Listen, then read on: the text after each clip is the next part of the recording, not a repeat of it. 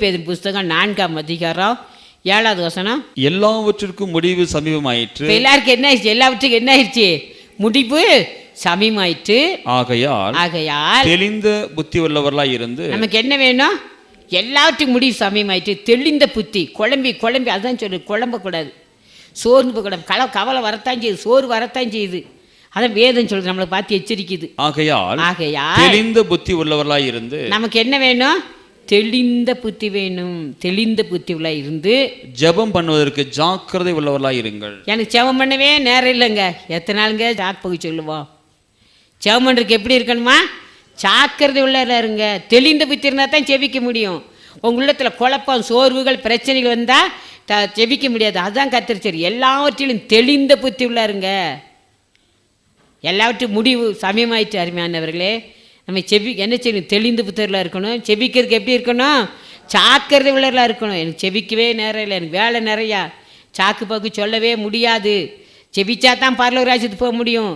எப்பொழுதும் அவருக்கு முன்பாக நிற்க பாத்திரவடை என்ன பண்ணணும்னு சொன்னால் நம்ம எப்போதும் ஜெபம் பண்ணி கொண்டிருக்க வேண்டும்.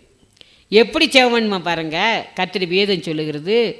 எபேசியர் புஸ்தகம் 6ஆம் அதிகாரம் 18வது வசனம். எந்த சமயத்திலும் சகல விதமான வேண்டுதலோடும் எந்த சமயம், துன்பமா, துக்கமா, பாரமா, கண்ணீரா, வேதனையா, எந்த சமயத்திலும் சகல விதமான வேண்டுதலோடும் விண்ணப்பத்தோடும் ஆவியினாலே ஜெபம் பண்ணி. எப்படி இருக்குமா? அதுதான் உங்களுக்கு கொஞ்ச நேரத்துக்கு முன்னால சொன்னாங்க.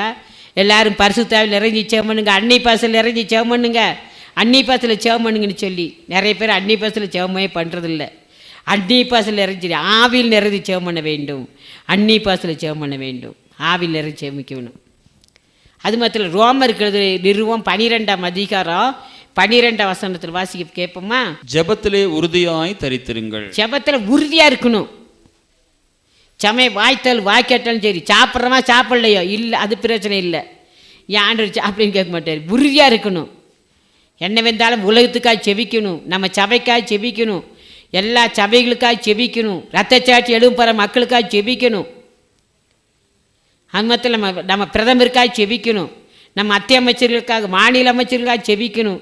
எங்கே பாருங்க, சிறு பிள்ளையில் பாலியல் கொலும்பினால எத்தனையோ ஜனங்கள் கொல்லப்படுறாங்க. அவங்களுக்காக போராடி செபிக்க வேண்டும். ஏதோ கடமைக்காக இல்லை, நம்ம வீட்டில் ஒரு குடும்பத்தில் இப்படி நடந்த எப்படி செபிப்போம், அதே போல் கண்ணீரோடு ஆத்ம பாரத்தோடு ஜெபத்தில் உறுதியாக இருக்க வேண்டும். எல்லா காரியத்தை நம்ம எல்லா காரியத்தை பார்க்கலும் தேவனிடத்தில் அதிகமாக உறுதியாக ஜெபத்தில் உறுதியாக இருக்க வேண்டும்.